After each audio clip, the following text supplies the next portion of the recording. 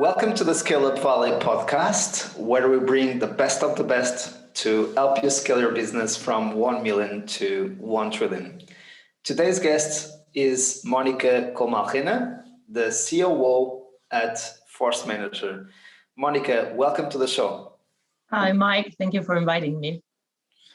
It's a pleasure to have you, especially because we have worked together in the past at ForceManager. It was such a pleasure to share with you the challenges of scaling up ForceManager and also to celebrate our victories.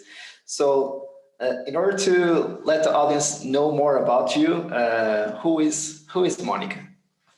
Okay, so Monica is. I'm a lawyer who got a bit bored of the law practice, and at some point took an MBA and decided to jump into business. And it came to the result was that getting into the business was jumping into the startup world in digital companies. Initially, I've spent 8 years or 9 years of my second part of career path in early stage companies, B2B, B2C and B2B2C. And finally, I moved to ForceManager 1 year ago. And I moved to ForceManager because I was looking for a later stage company and also more product oriented and B2B company. So I would say I've been in B2C, B2B, and B2C to B2B2C. So a bit of everything. We had in the past in the show one of your peers, Agapito, the chief customer officer of ForceManager as well. But for the ones who are listening to this episode and didn't listen to the one from Agapito, if you could let us know a little bit more about ForceManager and what is the stage of growth, it would be great. So ForceManager, it's a SaaS company.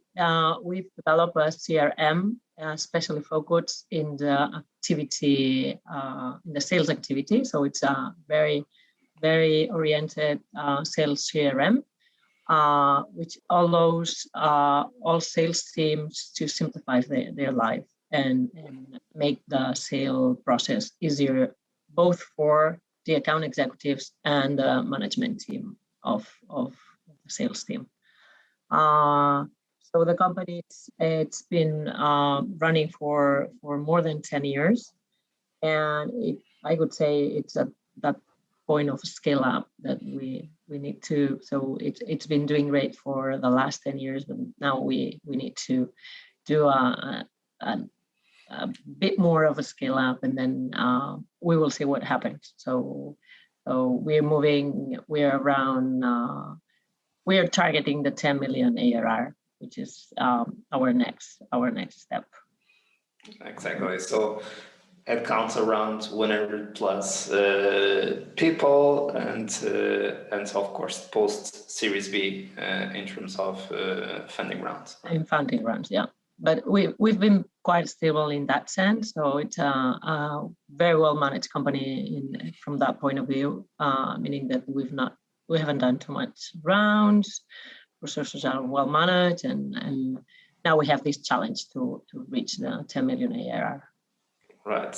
It's a very common one, as I like to share, and you know these stats as well. Just 4% of all companies gets to 1 million in revenues, 0.4% to 10 million, and 0.04% to 100 million. And what a venture bracket business tries to do is to do all of this in 10 years or less, which is it's really going to the Olympics of business or to the Champions League of business, and very few are able to do it in the history. So it's quite amazing what has been done at ForceManager during these 10 years. And it was also one of the first companies in the beginning of the Spanish ecosystem with this new venture capital flavor. So it is one of the first ones. And even as you said, the funding rounds at that time were not big. So it is very capital efficient in that sense. I think to me the secret is that the company has a very good product. So it's a product company, and it's so the moment the product is providing value to the market, it's hard not to do it right. So you can sell more or be more or less efficient and so on. But if the product is good, then and it has fit with the market, you may be slower or quicker, but results come. So and I think that's part of the secret of ForceManager. Yeah, I was just highlighting how difficult it is to build a sustainable SaaS business, that we should celebrate we do. more of that. And as you said, and we will discuss it later, it's really creating a revenue machine. Product is at the center, and if we don't have an amazing product, we can do everything in sales, marketing, CS, but it will work. It will work. And I think we make this mistake a lot of times, and getting into the lessons learned and sharing our scale-up experience over the years.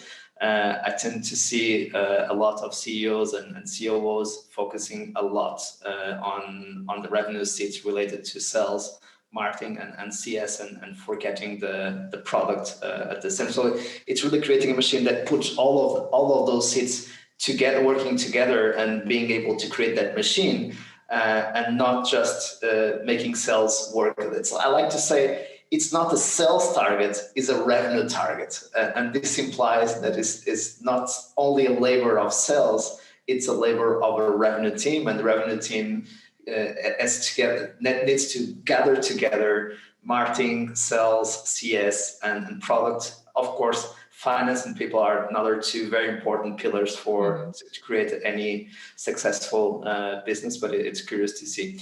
So let's start by covering our 3 critical ingredients for scaling up. You already know those, and the audience as well, over this 170 plus episodes so far. We always discuss, first one, radical focus. Number 2, world-class leadership /team/culture. We keep adding new layers to that second one. And the third one, more related to rituals and routines that set you free, which is the culture of execution. So starting with the number 1, radical focus. So this is a very sophisticated, this is kind of, the Champions League, Olympic Games of business. And we tend sometimes to overcomplicate and to not do the basics. And it's very, very difficult to simplify, and complexity is the enemy of scale. So we need to have the courage of doubling down on what works, to not reinvent the wheel, and to try to do too many things at the same time. I know that you are really, really focused, and your labor as a COO is amazing there. I had the opportunity to experience that. But what are some of the lessons learned around bringing radical focus to a company, and how do you think it is important, not important? So what's your opinion, and what are some of your key takeaways? Sorry for the long question. No, don't worry. I don't know if it's because I have not too much time during the day, but I tend to simplify everything. So and just bring the things to the basics, no? And normally what happens with companies, especially if they baked by venture capitalists, that you enter in a urgent growth mode. That normally what happens is companies make the assumption that the more markets they are open, the more product additions they have, the more services they render, sales and growth will come easily. And it's completely the other way around. So if you want to scale up, to me, you need to know what's the core thing that you know how to do well and replicate that. But until you do not do this thing 100% well done, you can't replicate anything, because you won't do it properly. And if you are not replicating properly, the only thing that you are doing is adding complexity to your organization. So the operational holes and errors that you have in the whatever, the first thing you're selling or the first country where you're selling. If this is not working perfectly as a machine and it has errors, those errors you're going to replicate in the next one. So you're going to make sure that in terms of strategy, product, and operations, that is working 100% perfect.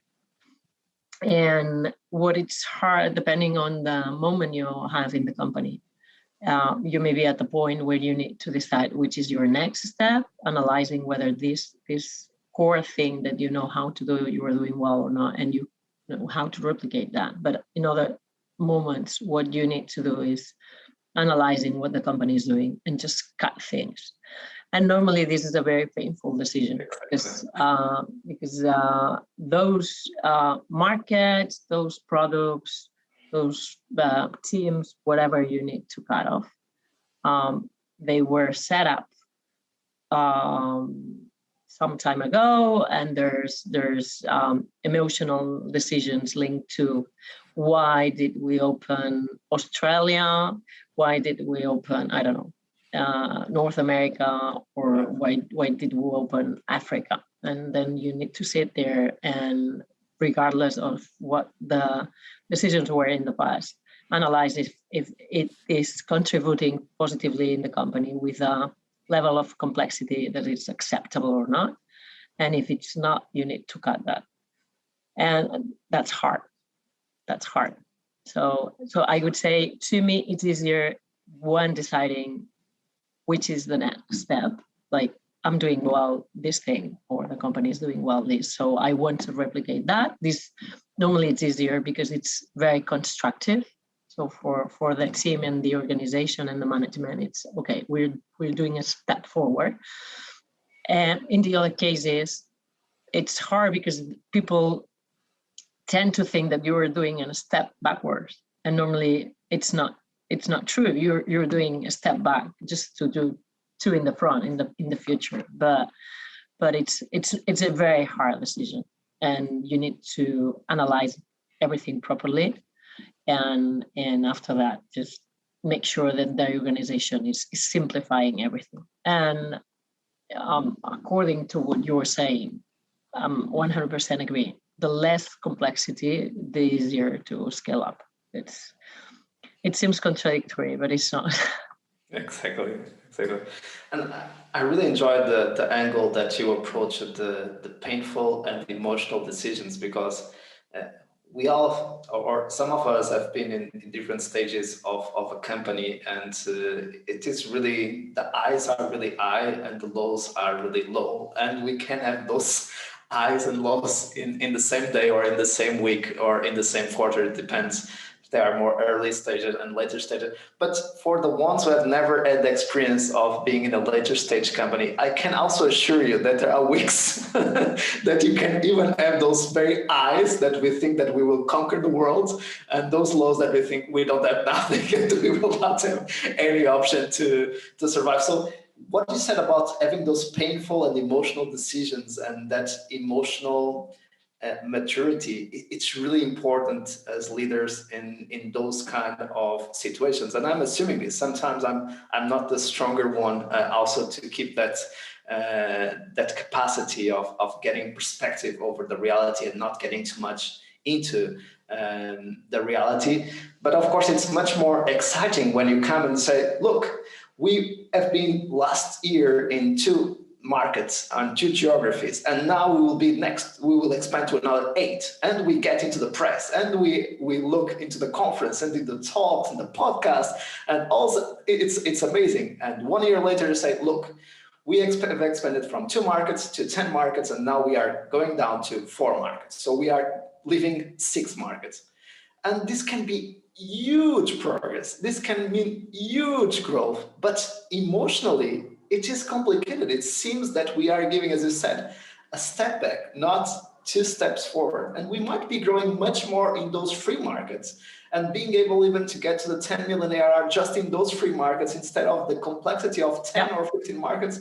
with different languages, but emotionally it is difficult to be able to go through that process, and not sometimes even communicating it externally, but communicating it to the team and internally, seeing this as a victory and a step forward instead of a step back. I could even say the first challenge is to manage the management team to take this decision and the emotions of the management team. Because normally, when you need to reduce complexity, this decision was taken in the past by someone in the management team or the whole management team. So at some point, there's someone in this team raising the hand and saying, hey, we're not doing the right way, and we need to change that. So you are going against someone's decision in the past. And my recommendation there could be just make sure that the numbers are right. And you might have the decision very clear in your mind, but then you need to take your time to manage the emotions. Because sometimes people just say no to something that it's clear for everyone, but it's for emotional reasons, and it's right to have them. So I mean we're human beings, we're not machines. Just so it's not Excel running our companies, it's people running our companies.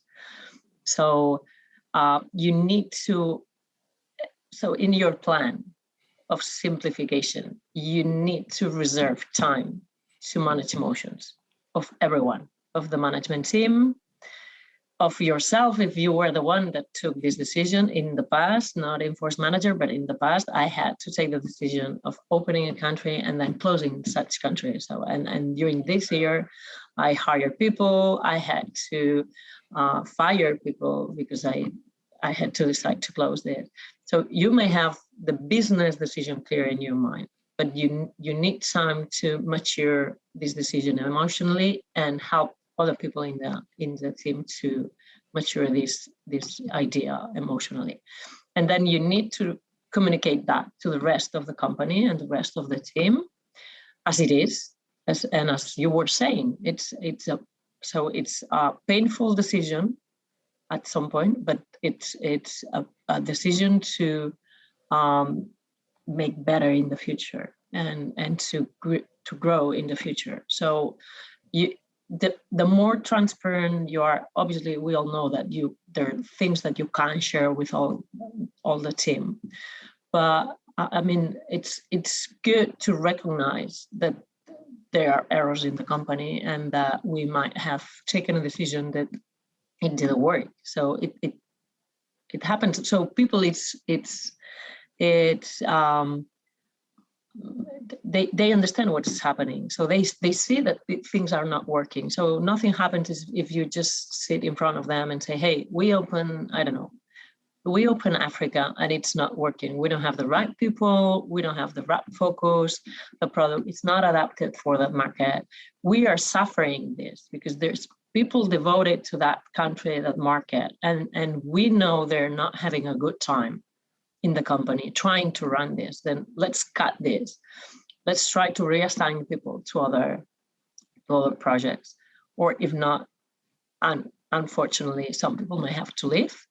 But we're doing this for good, and we're doing this for the best future of the company. So if you explain that to the team, they normally understand that. The same way if you share that with your investors. So they're very analytical and they understand. Normally, it's easier to convince an investor than the team. But absolutely, reducing complexity, and I think it's a common issue, and I saw on our conversation kind of underestimating, and we have seen this a lot of times, but underestimating the process of change, right? To budget the time to manage with emotions, to budget the time needed also when we open a new market. So we expect that because we open a new market, it is already in scaling up stage as the mature market where we are in. And those are in very different stages, or in problem solution fit, product market fit, go-to-market fit. And maybe the domestic market is already in scale-up stage. So, and it's difficult to understand that, of course, if you are just starting a market and trying to find product market fit, it will take more time.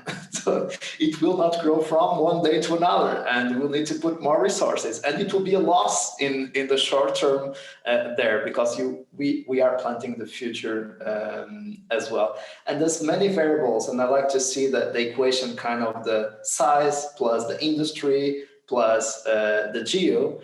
If you change just one of the variables, you are adding a layer of complexity. And again, you need to have a kind of a classification of product market fit, go-to-market fit, problem solution fit, scaling up to each of those combinations of the three variables. So if you are in Spain working in enterprise and working in manufacturing, it's different than being in Italy, working in enterprise, working in manufacturing.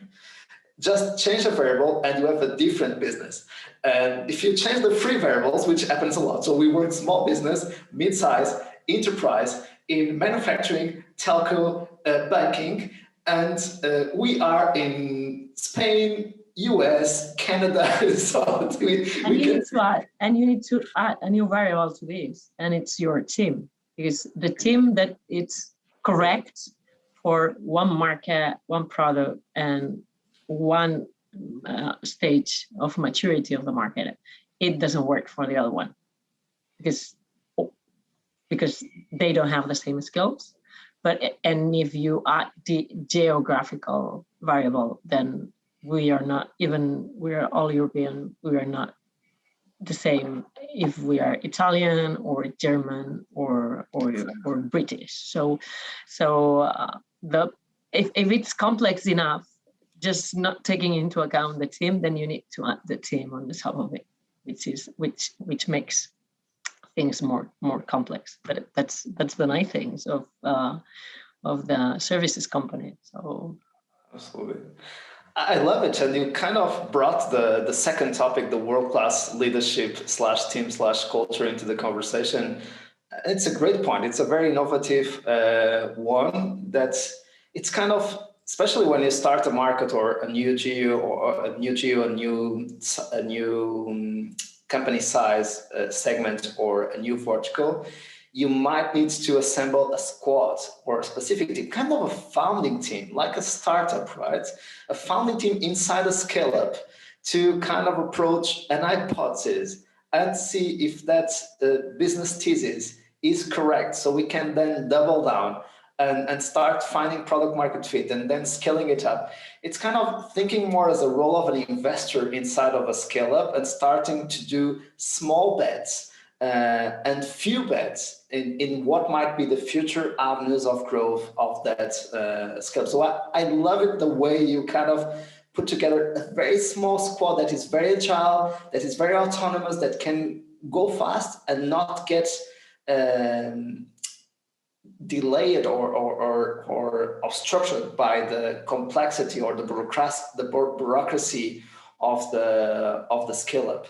You need to identify in your company who are the ones that have this entrepreneurial mindset, because whenever you start something, so it's not the same as maintaining or scaling up the project. And as you were saying, the maturity of the market or whatever, it's different. So you need to identify the people that can run something new, and you need to identify whether they will feel this as their own project, because at the very early stage of any venture you do, you need to have this feeling of ownership.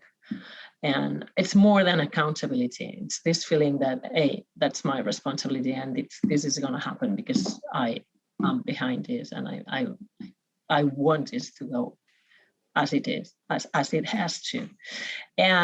But also they need to be people that can work easily in chaos, because normally when you start something, So it's contradictory what I said at the beginning of my talk to you, because you need to know that it works 100% so that you can replicate. But as you were saying, if I'm operating in Spain and everything is working properly and the machine is running very well, but if I try to move this to Italy, I know that it's not going to work.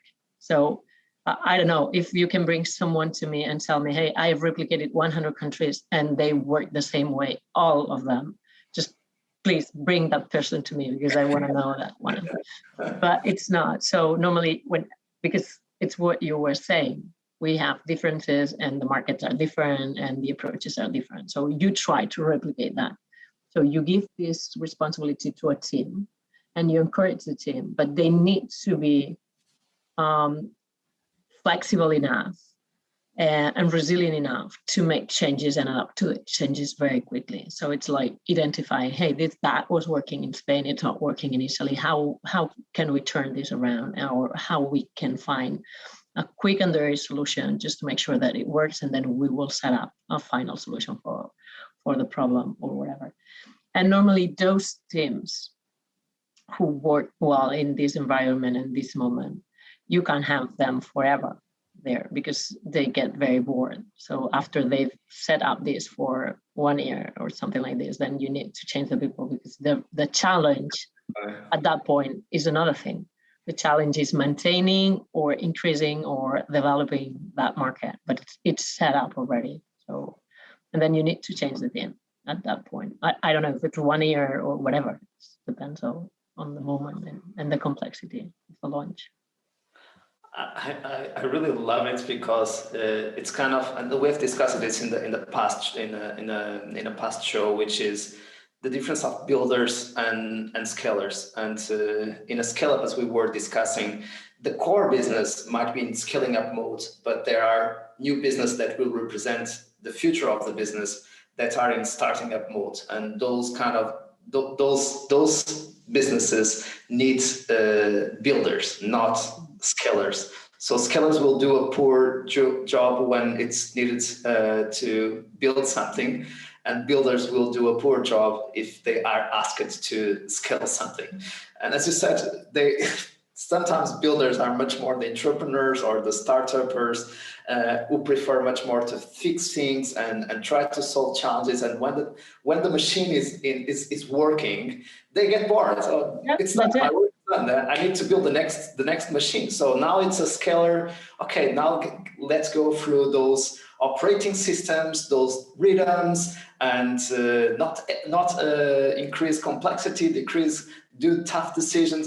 That's not me. That's another person. And this happens a lot also with founder CEOs in a lot of companies. So, but that's our responsibility as managers, identifying who is in the right position and who is not. And it is not only in terms of technical knowledge. So obviously, if I have a developer, but I might have a software developer that at some point is bored of the job he's doing, and maybe he's do great in product, or maybe he would do great in marketing. I don't know, or at a position that requires some more, I don't know, builder skills or something like that. So that's our responsibility as a managers.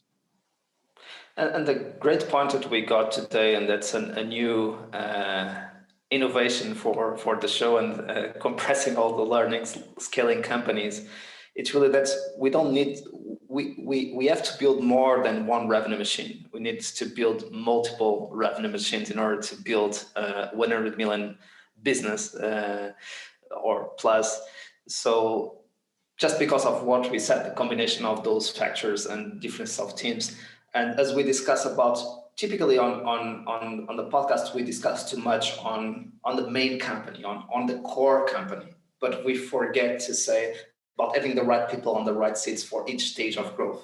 But every single business inside the business needs to follow the same rules. And sometimes we forget that because we kind of put ourselves in the mindset of a scale up, and we forget that we have startups inside the company. Yep. That's a great point. I think it was a breakthrough for me today. Thank you for that. I think that's a complexity that all companies face, but it's very present in the startups because it's very quick. So digital companies, their early years, so they have all these projects and initiatives, and they're going all at the same time, and they are at different moments. So that's the big challenge. So knowing how to manage each project or each initiative, and with the right people and with the right pressure and urgency. So that's, but it's not something that happens only in a startup. So if imagine I don't know, a huge bank, they have entrepreneurial initiative also. They have their day-to-day business running, and they're trying to do other things, and they're innovating and that kind of things. But they have the possibility to have very different teams, and they have the resources and so on. And in the startup, it's kind of more mixed. Or you may have people that it's running projects at different speed at the same time. So you need to make sure that they know how to balance that. So that it's more complex in the startups, but because we have less resources, we have lack of resources. And also the kind of the speed of growth is completely different, right? So in a scale-up, we need to be able to double, triple revenues every single year, and in kind of a large corporate, we might be able to do more bets and to not have an impact on the bottom line, which I completely agree with you. We have a part of our episodes are dedicated to corporate scale-ups, what we call about scaling up within corporates or with corporates, and that's definitely a great point. So let's go into the number 3, culture of execution. Just giving some backgrounds. Typically, the COO brings into the company kind of the operating system, a rhythm, a cadence, some organization, some structure to help the company to scale up. And typically also doing a great partnership with the CEO, which tends to be more visionary and is more bored with creating that machine, that operating system that is able to scale. And you know what is my point and my take on the importance of rituals. So what is your key takeaways, and what would you recommend or share about your lessons learned about rituals and the culture of execution? So basically what I've learned is when you have a team which entrepreneurial mindset, what they tend to do is avoid routines. So, but that's something that it's in the nature. I mean, that's simply because they have this entrepreneurial mindset, and the entrepreneurial mindset means, hey, I'm doing something different every day. I'm trying something different, and so on. When you are at the point of a scale up, what you need to do is replicate. And that means processes and going back to the process every time. And what I've seen, this is very hard. So you normally convince people, hey, we need a process, we need to follow the process, and you have everyone aligned, and then you start, and week 2, you have already one person that it's not following the process. Week 2, you have 2 persons. Week 3, you have 10 people not following the process because they've got bored of that. And or the other thing that I normally listen to is, hey, it was working properly, but I decided that we could take a shortcut.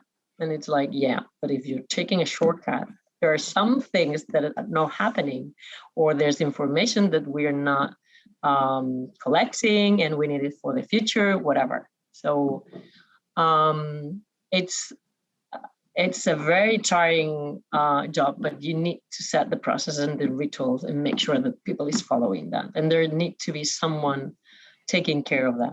So it's like just revisiting this. Obviously, you need to be flexible in the sense that they may identify that the process define it's not working properly. So you need to listen to what's going on and change it. And if it's not working, but so you have to just repeat and repeat and repeat. Hey, there's a process and we need to follow the process. Otherwise, you can't scale that.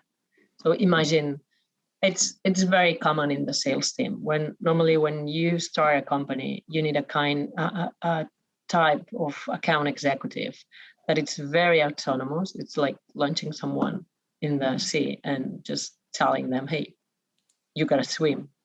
And they swim. You find account executive that they just simply swim, and they do that great, and they arrive to Mallorca from Barcelona, and you didn't give them any resources, and they do it, and that's great. But when the company, it's not in early stage, and you need to scale that, you need to set a playbook, a sales process, and so on. So you need to put everyone in a boat and just roll the set at the same rhythm and follow the path.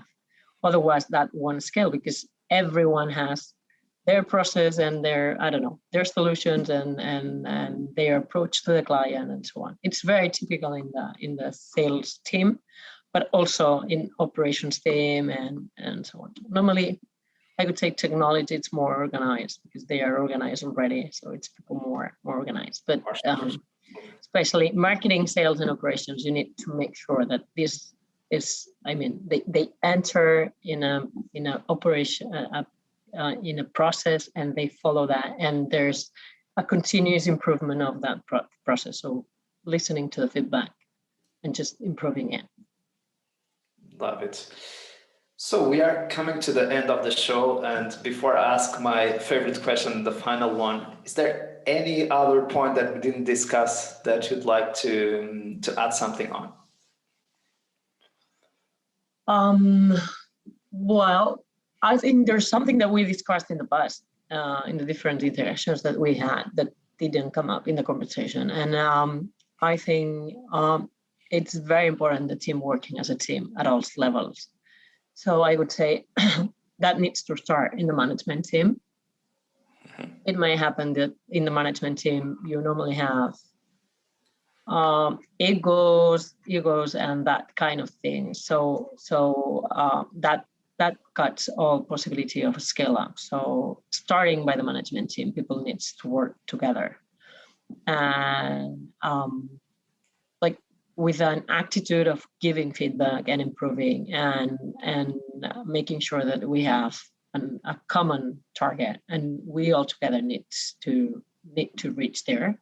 It's obvious that no one by himself or herself brings a company from 0 to 10 million ARR. So there's no one that can do that by itself. So you need a team and you need to work as a team. And that it's most times if it's something that it's said, but it's not done. So I think it's a point where it's worth it to invest a lot, like spending time and making sure that the machine is working as a team and that everyone is on the same page. And that starts from the management team normally. Absolutely. It's kind of common sense, but not common practice as we started the show. And be careful, especially for any leader and especially for founders, to avoid the superhero syndrome. But this can happen to any of us, that we are able to solve everything by ourselves and that we will save the world alone. Fortunately, we have more people that can help us, and we need to have the humility of asking for help and working together to be able to make it happen. So mea culpa on me as well on this one sometimes, but good to have I think all of us.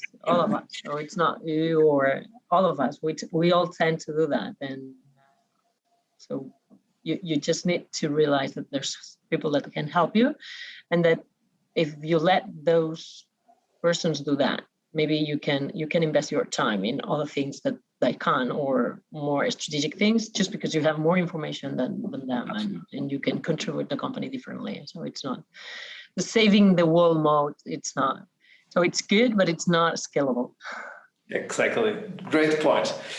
And we come to the last question of the show, which is, if you would have the opportunity to meet Monica in the beginning of your engagements with early stage companies and later stage scale-ups, what advice would you offer to your younger self?